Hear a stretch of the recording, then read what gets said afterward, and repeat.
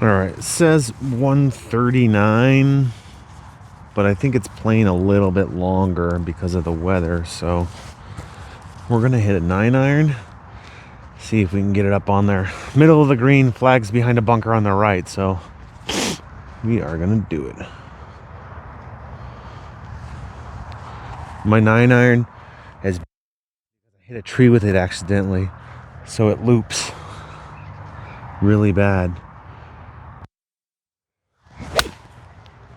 Okay, and we're on the green.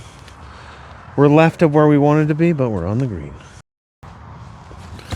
All right, on the green. Check out this 9-iron. How bent it is. It's really bad. Really bad.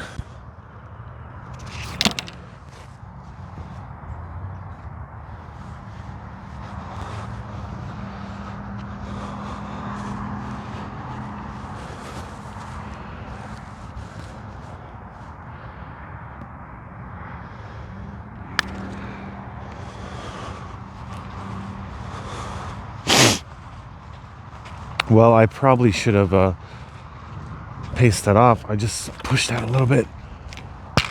That's all right. We're still warming up a little bit. We'll be fine.